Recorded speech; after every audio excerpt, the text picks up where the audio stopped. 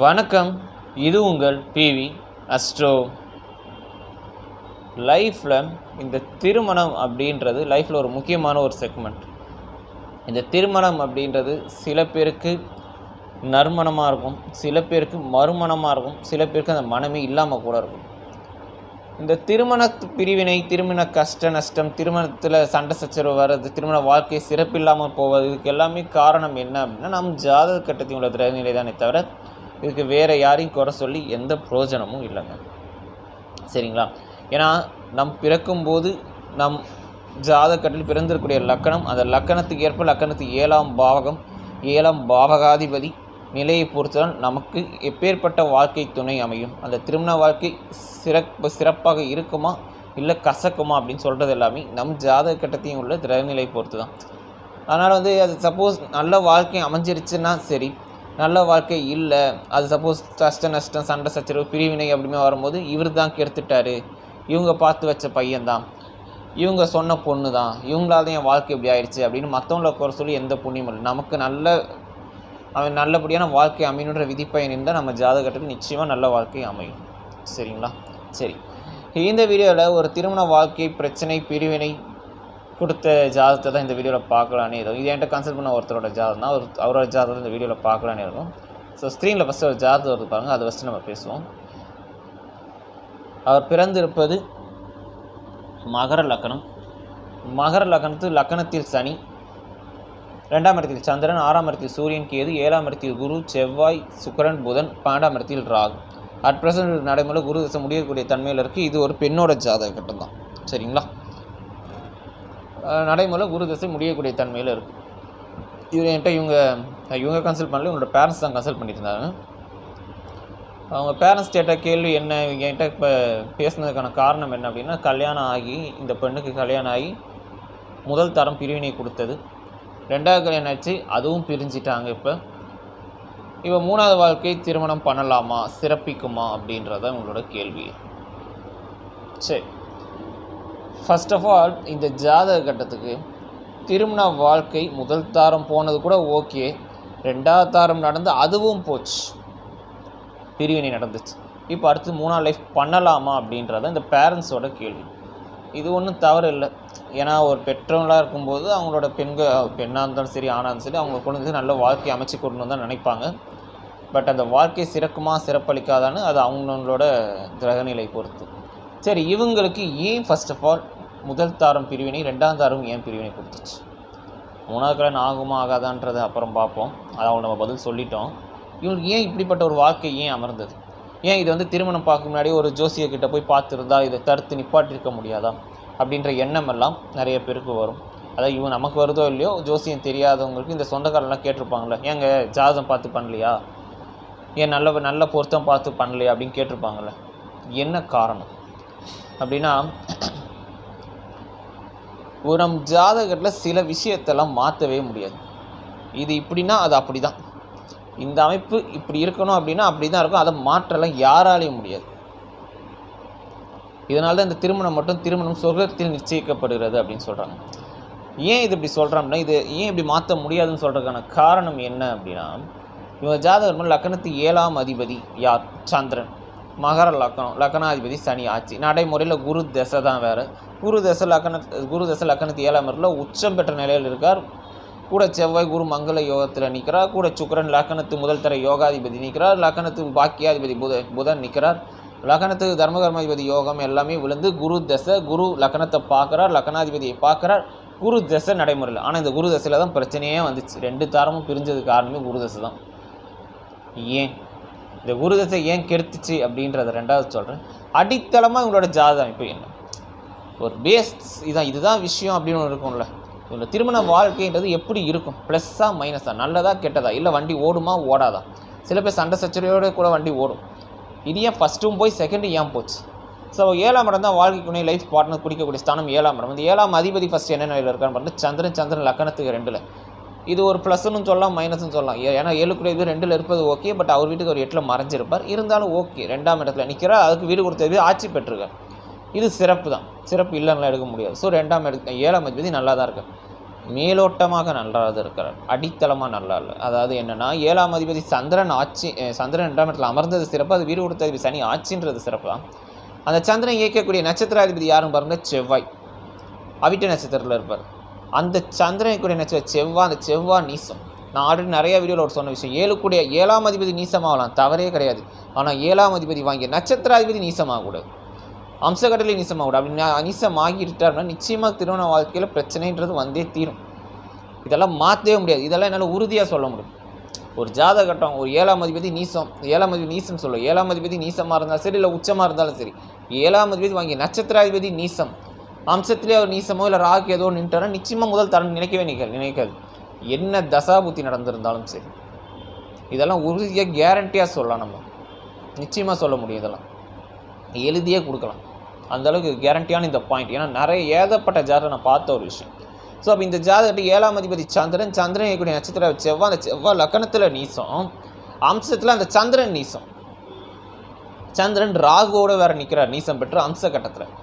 அப்போ 7 அதிபதி வாங்கிய நட்சத்திராதிபதி நீசம் பெற்று 7ஆம் அதிபதி அம்சகட்டத்தில் நீசம் பெற்று ராகுவுடன் கூடப்பட்டிருந்தால் அப்போ முதல் தாரம் 7ஆம் அதிபதி வலிமையே இல்லை, இன்னும் ஸ்ட்ராங்குன்றதே இல்லை. இது ஒன்று. அப்போ 7ஆம் அதிபதி இடத்துல டோட்டலாக கெட்டார். சரி, 7ஆம் பாவகம் என்ன நிலையில் இருக்குது, கலஸ்தர ஸ்தானம் என்ன நிலையில் இருக்குது? 7ஆம் அதிபதி 7ஆம் இடம் சொல்லக்கூடியது மகரலுக்கு 7ஆம் இடம் கடகமனை வரும். இந்த கடகமனைக்கு யார் யார் நிற்கிறான் பாருங்க, குரு, செவ்வாய், சுக்கிரன், புதன். உச்சம் பெற்ற குரு, நீசம் பெற்ற செவ்வாய், லக்கணத்துக்கு தர்ம கர்மாதிபதி சொல்லக்கூடிய யோகாதிபதிகள் சொல்லக்கூடிய சுக்கிரனும் புதனும். இதை நேரடியாக லக்கணாதிபதியும் வேற பார்க்குறார். இது இப்படி சொன்னால் சிறப்பாக, அப்போ 7ஆம் பாவம் நல்லா தானே இருக்கணும் அப்படின்ற ஒரு கேள்வி வரும். நிச்சயமாக நல்லா இருக்காது, இதை அப்படி பார்க்கவே கூடாது. 7ஆம் இடத்துல யார் யார் நிற்கிறார், எப்படி பார்க்கணும் அப்படின்னா, 7ஆம் இடத்துல குரு நிற்கிறார். அந்த குரு யார், திருதிய விரையாதிபதி. அவர் உச்சன்றது ஓகே, விரையாதிபதி 7ல் வந்திருக்காரு. அப்போ 7ஆம் இடம் நிச்சயமாக இதாகும், விரயமாகணுன்றது விதி. அப்போ கலஸ்தரசன் நிச்சயமாக அது விரயமாகணும்னா இல்லாமல் போகணுன்றது ஒரு அமைப்பு ஒன்று. அவர் உச்சந்தான், அவர் லக்கணத்தை பார்க்குறாருன்னா அந்த லக்கணக்காரருக்கு சிறப்பு. லக்கணக்கார சிறப்புனா என்னென்னா, அந்த லக்கணக்காருக்கு என்ன தேவை, அடிப்படை வசதி, சாப்பாடோ துணிமணியோ இருக்கிடமோ அதுக்கு குறை இருக்காது. ஆனால் அந்த நிற்கக்கூடிய 7ஆம் இடம் விரையாதிபதி 7ல் இருக்கும்போது நிச்சயமாக அந்த இடம் விரயம் ஆகணுன்றது விதிப்பயன் வந்துடும். ஸோ அப்போ கரெக்டாக பாருங்க, அப்போ திருதிய விரையாதிபதி 7ல் 7ஆம் இடம் விரயமாகணுன்றது அமைப்பு. அப்போ குரு அமர்ந்தது மைனஸ். செவ்வாய் அந்த லக்கணத்து நீசம் பெற்றிருக்கார் அப்படின்னு நம்ம சொன்னாலும் சுக லாபாதிபதி, சுக பாததாதிபதி, 11 இளைய தரத்தின் அதிபதி அவர். அப்போ அவர் போய் ஃபர்ஸ்ட் லைஃப் 7ஆம் இடம் முதல் தரலாமா, அதுவும் மைனஸ். அப்போ 7 ஒரு கிரகமும் வேறு நீசமாயிருக்காரு. ஸோ அப்போ செவ்வாய் அமர்ந்தது மைனஸ்.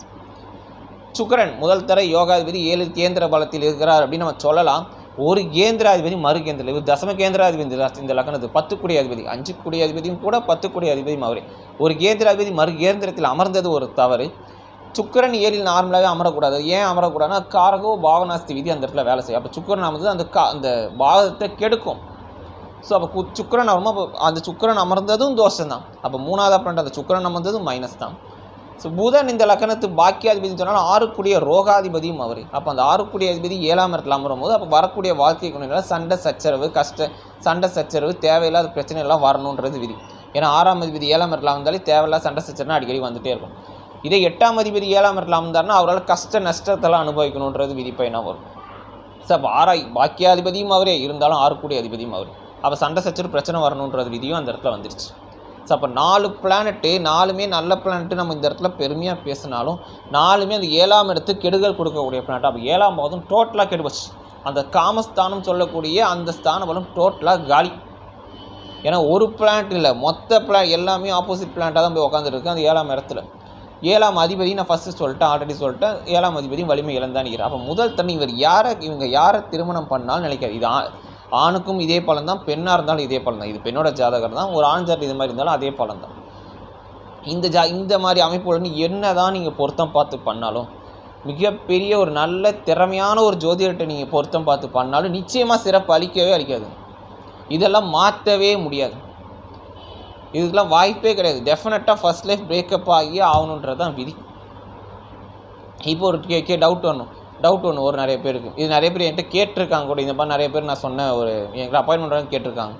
அதாவது விதியை மதியால் வெல்லலாம் சொல்கிறாங்களே சார், அதுக்கு எதுவும் ஆப்ஷன்ஸ் இல்லையா அப்படின்னு கேட்பாங்க.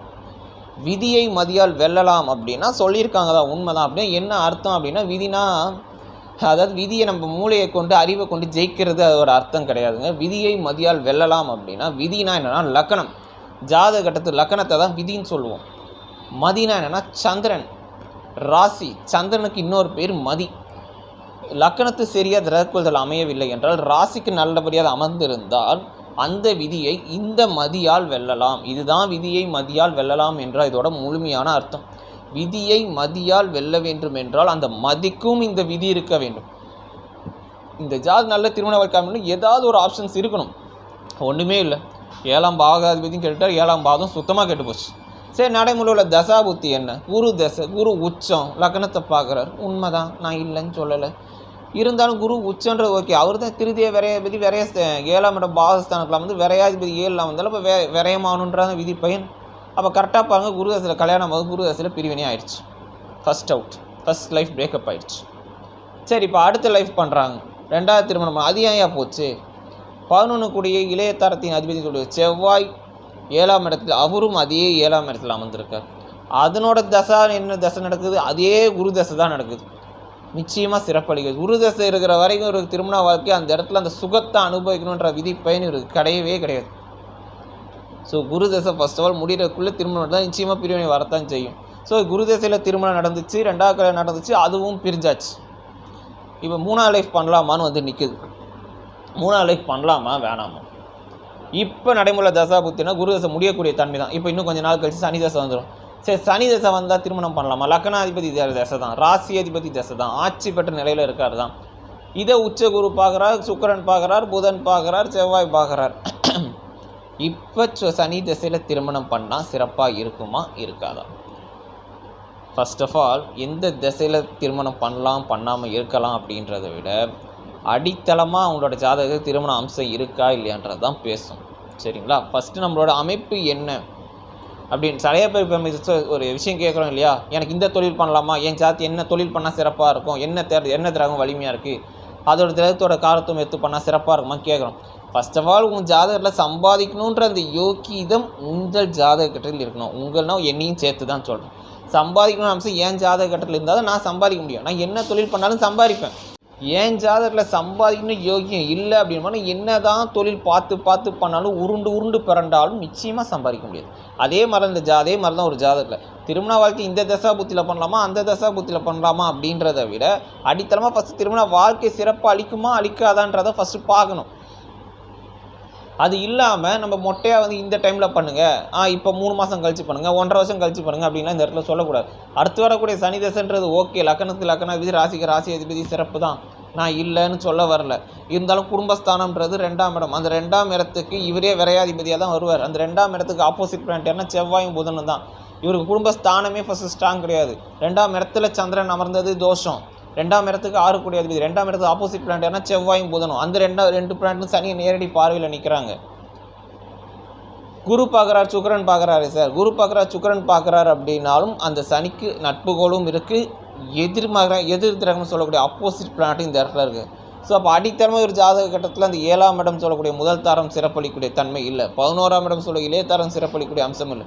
பொதுவாக இருக்குது அந்த சுகத்தை அனுபவிக்கக்கூடிய சுகஸ்தானம் சொல்லக்கூடிய அந்த 4ஆம் இடமும், 3ஆம் இடம் சொல்லக்கூடிய தைரிய வீரியஸ்தானம் அந்த போக சுகம் அனுபவிக்கக்கூடிய அந்த போகஸ்தானமும், 12ஆம் இடம் சொல்லக்கூடிய அயனசைன போக சுகஸ்தானம் சொல்லக்கூடிய அந்த 12ஆம் இடமும் எதுவுமே இந்த இடத்துல வலிமையாக கிடையாது. நீங்கள் கேட்கலாம் 3 பாண்டு கூடிய குரு தனியாக, குரு உச்சமாக தானே இருக்குது. குரு உச்சமாக தான் இருக்குது, நான் இல்லைன்னு சொல்ல. குரு அந்த இடத்துல செவ்வாயோட கூடுனதுன்றது பெரிய தவறு. ஆனால் அந்த இடத்துல குரு சுக்கிரன் புதன் கூடும்போது அந்த குருக்கு உள்ள வலிமை, அந்த குருக்கு ஆப்போசிட் பிளானட் சொல்ல எதிர் திறங்கள் கூடும்போது அந்த குருவின் கொடுக்கக்கூடிய தன்மை, அந்த ஆதிபத்தியம் அடிவாங்க.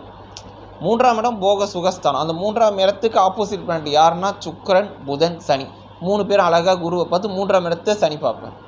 12ஆம் இடம் அயனசைன போகசுகம், பாண்டுக்கூடிய குரு உச்சம். அந்த 12ஆம் இடத்துக்கு ஆப்போசிட் பிளானட் யாருன்னு பார்த்தீங்கன்னா புதனும் சுக்கிரனும் தான். அந்த 2 பிளானட் குருவோட ஒன்று கூடி அதுக்கு விரையாதிபதினு சொல்லக்கூடிய செவ்வாயும் கூட பட்டுல. அப்போ அந்த போக சுகம் படுக்கை சுகமே கிடையாது. 7ஆம் இடம் கலஸ்தரம் காம சுகஸ்தானம். காமஸ்தானத்தோட 7ஆம் இடம். 7ஆம் இடம் நான் ஃபஸ்ட்டே சொல்லிட்டேன், 7ஆம் பாகாதிபதி கெட்டது முதல் தாரம் நிலைக்கலை. ஆனால் அந்த காமஸ்தானம் சொல்லக்கூடிய அந்த 7ஆம் இடம்ன்றது டோட்டலாக கெட்டு போச்சு. இவங்க அந்த சுகமே ஃபர்ஸ்ட் ஆஃப் ஆல் இல்லை. இப்போ இதுக்கு என்ன தான் சார் பண்ணுறது? இவங்க நம்ம சொன்ன பிரச்சனை என்ன அப்படின்னா, எம்மா 1க்கு 2 தாரம் ஆகி பிரிவினை இது இப்படியே விட்டுருங்க. காலம் உங்களுக்கு பதில் சொல்லும். மேலும் இன்னொரு திருமணம் பண்ணி திருப்பியும் நீங்கள் பிரச்சனையில் மாட்டணும். நிச்சயமாக அதுவும் சிறப்பளிக்காது. ஏன்னா அடுத்து வர சனி தசை அப்படின்றது லக்னாதிபதி தசை, ராசிக்கு ராசியாதிபதி தசை. அந்த உங்கள் பொண்ணுக்கு உங்கள் பொண்ணு ஆசைப்பட்டது தேவைகள், பண விஷயமோ பொருளாதார ரீதியாவோ வேலை விஷயத்தில் எல்லாமே நன்மையை கொடுக்கும். ஆனால் அந்த திருமண அம்சன்றது சிறப்பளிக்காது. இது காதலித்து கல்யாணம் பண்ணாலும் சரி, காதலிக்காமல் கல்யாணம் பண்ணி பெற்றோர்களாக பார்த்து வச்சு திருமணமாக இருந்தாலும் சரி, நிச்சயமாக அடுத்து வர திருமணமும் சிறப்பளிக்க போவதில்லை. ஒரு நார்மலாக ஒரு ஃப்ரெண்ட்ஷிப்பாக பழகிறாங்க, இல்லை லவ்வோடு இருக்காங்க, இல்லை லிவிங் டுகெதராக இருக்காங்க அப்படின்றது வேறு. அது எத்தனை வருஷம்னாலும் ஓடும். ஆனால் இவங்க கல்யாணம்னு ஒன்று பண்ணுறாங்க அப்படின்னா 10 நாள் கூட தங்காது, நிலைக்காது.